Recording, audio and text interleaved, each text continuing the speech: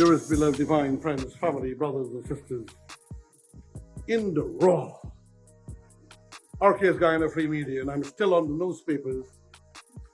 Page 15 of March 22nd, Kaito News, Apnu Afc slowly falling apart. Now I know for a fact, some time past, when the Apnu Afc was in power, they were doing everything possible on the face of the earth to destroy the PPP. When things were happening and they took power, and they were fixing the fence at the president's, the office of the president and the ministry of the presidency, I immediately wrote in the newspapers that it appears to me that they are preparing for a coup d'etat. These people will not want to put up, to hand power over to any new government when they win another election, so to say. And also they were changing the color, everything to the party color, green, and a color that President Arthur Granger loved very much. And again I said, and they published it in the newspapers, that it seems that the government of Guyana, between 2015 and 2020, will be poised for a coup d'etat. And particularly also in the process, they were trying to destroy President Barry Jack Dale by name. Now, if you recall, when they wanted to destroy Saddam Hussein of Iraq, not the Apnu Afc or the Guyanese, but international powers. And then eventually they wanted to destroy the Libyan leader Muammar Gaddafi. First thing they tried to do is to destroy your name. One great philosopher said, when you want to destroy a person, first you must destroy their name. That is why some of us would say, when you steal my money, you steal trash. But when you steal my name, you steal my life. And so they were trying to destroy the PPP. Barasington was imprisoned and put to shame. Great man, gentleman, scholar. Honorable Ashley Singh was put in jail, locked up, embarrassed, humiliated. And they used their international groupings of contacts to go on the internet and to shame me, as they tried to do with me, in order to get me out of the ERC. But you can't do anything that is not sanctioned by the Lord. These things have to be sanctioned by the God, Lord, and His universe that I worship. And so do these people. And when your intention is bad, it is you yourself who destroys your life. And like that, everyone they were trying to imprison and jail, Jack the Right, Singh, and every one of them to humiliate them. And then they won zilch in the court and spent hundreds of millions of dollars on their lawyer friends to make money as prosecutor. What a disgrace and a shame. Now, the thing has turned back on them. When they were trying to destroy the PPC government, and I am no politician, nor am I a member of the PPP or a maniac behind them. I support the rule of law and what is right. That's why when the Apnu Afc was doing good things, I was saying so. Oh, and then I have an allergy to AFC. When I hear the name of AFC, I feel to puke. But the Apnu, particularly the PNC, I still have respect for. This article is written by Kemal King, and it says Apnu Afc slowly falling apart as leader silent for months. A Partnership for National Unity Alliance for Change, Apnu and AFC, was formed on Valentine's Day in 2015. Now it's a long article, I have to take snippets. Two heavyweights in the Apnu and AFC, and the AFC, David Granger and Moses Nagamutu, had inked the Comminsburg Accord on that fateful day, starting a hopeful coalition on principles of national unity, though it managed to put a wedge in 23 years of People's Progressive Party civic governance. The Apnu Afc first and only term in office failed to convince the nation that it deserved a second term. So it did do a dent on the PPP, whereby barely by one seat and a few votes actually.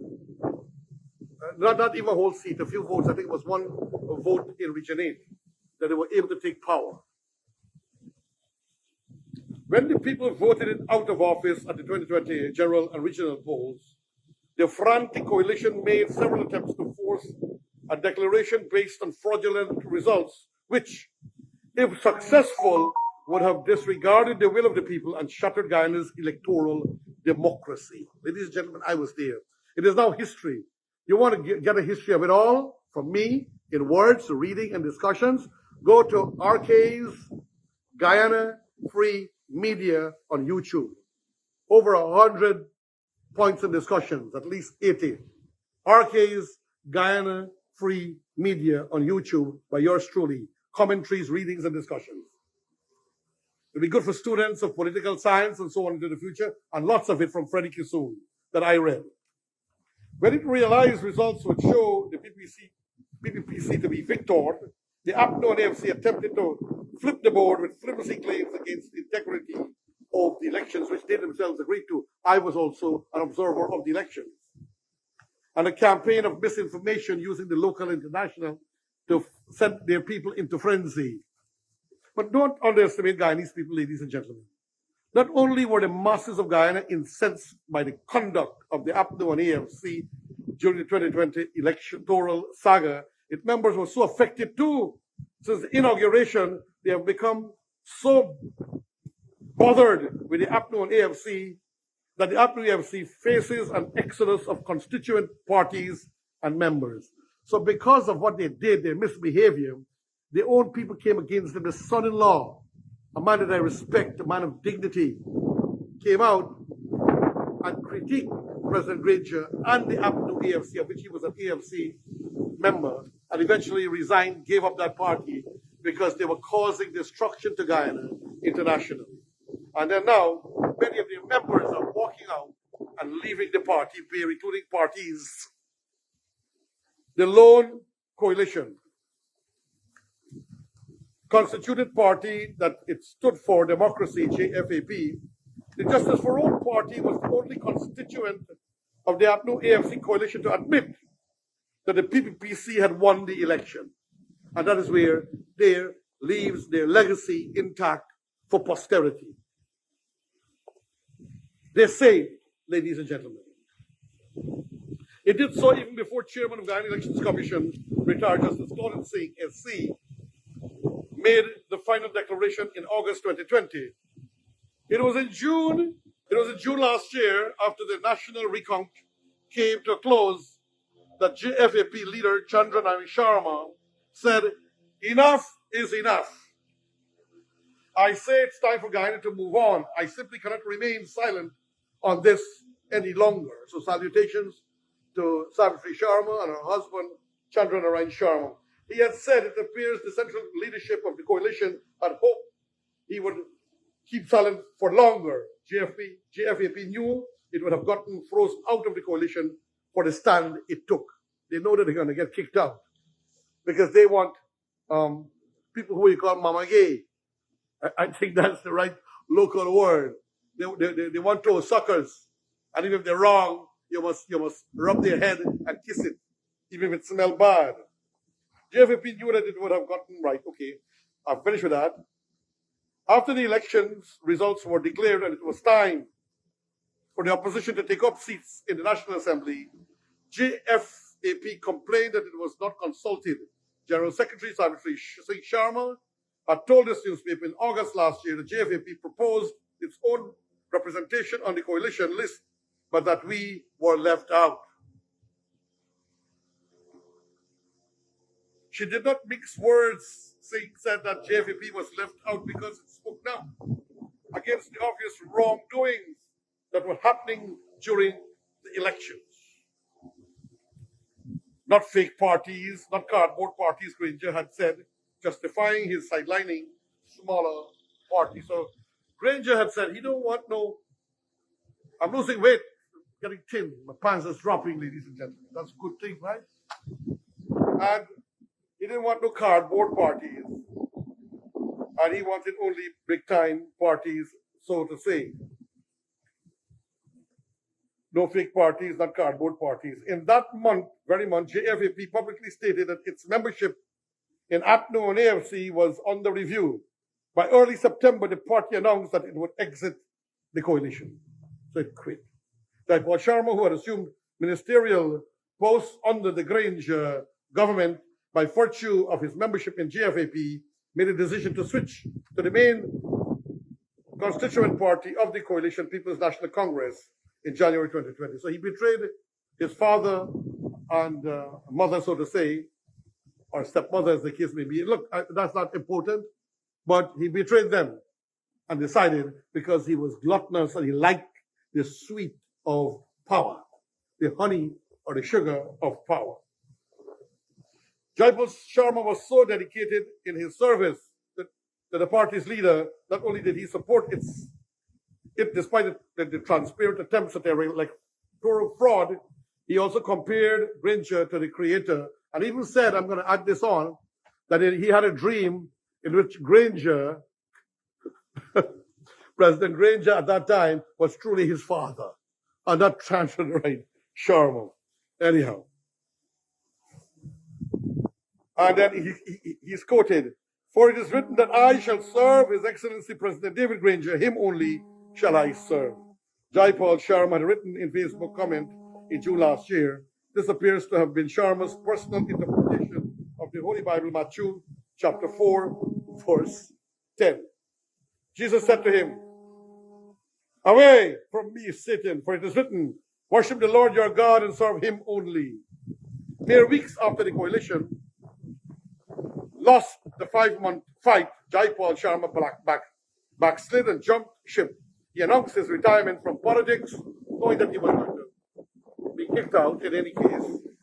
He noted, despite spending only 8 months with the PNCR, that he was humbly passing on the mantle of leadership.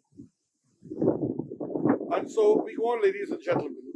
The WPA and Tabitha Sarabo Hali, who left to be independent through GFAP, was, and we're going to page 21, 1920, 21, in the raw, ladies and gentlemen.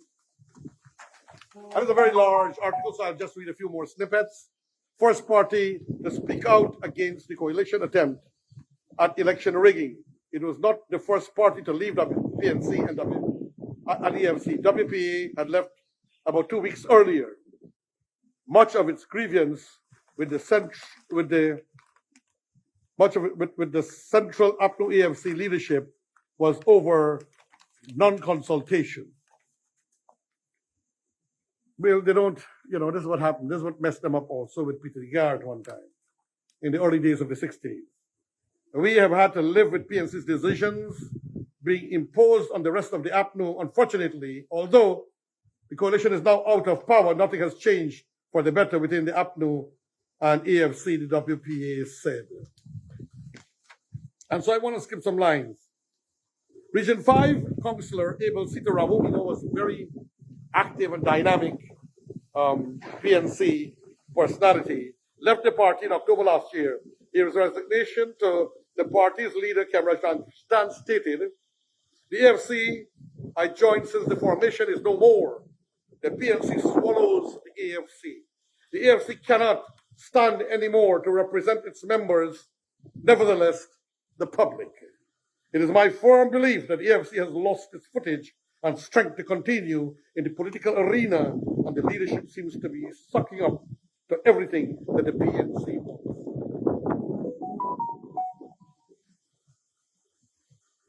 And then we move on a bit again. Catcher News is also aware that Leonard Craig, who was a senior member of the AFC, has left quietly. Craig is one of the individuals who was who interacted with the press on the coalition's behalf during the national recount.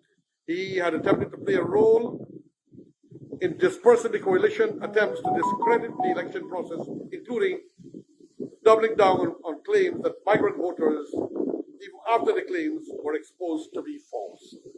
So we know all the migrant workers and migrant voters saying were all nonsensical. In the past 30 days, the AFC faced 3 more resignations. Former MP Reynard Ward, former executive Joel Edmonds, and former chair of the AFC's Georgetown chapter, Michael Leonard. We remember also Patterson had also, former minister, had also resigned, but eventually he was begged to come back. So desperate, the AFC. Ward described the AFC's relationship with Apnu as abusive. In his resignation letter, Ward told Secretary General David Patterson, the AFC that consumed me, my then young friends, like-minded associates, intellectuals, professionals, and others, family, and even other party supporters, was a political force to be reckoned with. He said that his best time in the AFC was when it was the public's pit bull. I like that. It was the public's pit bull and not as the PNC's puppet, which they're trying to say it became. And so I'm moving on. Leonard said, I don't think my continued involvement will make any impact politically. And so I move on. She and Patterson both believe it is difficult for persons to be publicly associated with the AFC at this time. However, both Hughes and Ramjatan said that although people are leaving, the executives are pleasantly surprised that hundreds of new members are coming in, and that's political bull. That's just political bull trying to pull, because of shame, pulling wool over your eye. And my friend that I like, I love her, Cathy Hughes, but she's a politician, and so she has to play the political game. And then, the center of the rigging cabal and the sanctimonious gangster, former Barbados ambassador to the United States and the Organization of American States, John Beale, had said in June last year that former President David Granger was being described as a Caribbean political circles as a sanctimonious gangster. The label stuck with Granger as political commentators wondered whether his posturing signaled a return to Burnhamite-era rigging. So, ladies and gentlemen, I just want to move on. The AFC and the Apnu AFC leaders have not made a public statement in months, something the authors of this letter see as cowardice, credit only to concerned supporters. The letter states that Granger is incapable of considering any ideas other than his own, a nod to the coalition's fatal practice of non-consultation. The pathetic leadership has set the party back by generation while demoralizing supporters. The concerned supporters stated, your dictatorial approach continues to damage the party and by extension, the psyche of tens of thousands of supporters who you apparently you care very little about. And so as we're approaching the end, ladies and gentlemen, they posit that Granger has outlived his relevance and that the right thing for him to do would be to march on to his permanent retirement. Former business Minister Dominic Gaskin, that's the gentleman who was telling you about his son-in-law, a key AFC figure during the coalition time in government, made some stern warnings to the coalition which appeared to have foreshadowed the AFC's fate. The son-in-law of former President Granger had warned Apnu and AFC against attacking everyone who criticized it. So they were attacking him, and they tried to make enemy of everyone who do not sit with them, like what they did to Chandra Narayan Sharma. And the final paragraph, ladies and gentlemen, I find it regrettable Gaskin had said that the younger generation of Afro-Guyanese politicians, should they choose to further their political career within Apnu or the AFC, will be saddled with the consequences of what has taken place over the last 4 months. This year, I have seen many bright, shining young stars from all the particular parties, and it is my sincere belief that those in the Apnu and AFC camp will pay the heaviest price for what has occurred. A beautiful piece of article by Kemal King, it is, of Culture News, ladies and gentlemen. And this is to understand that the Apnu AFC is being disintegrated.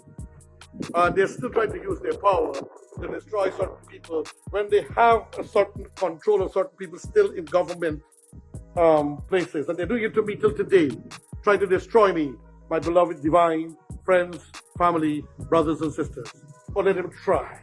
For the ear takes the message of the thoughts and the conspiracies in hidden corners to the Creator and Lord.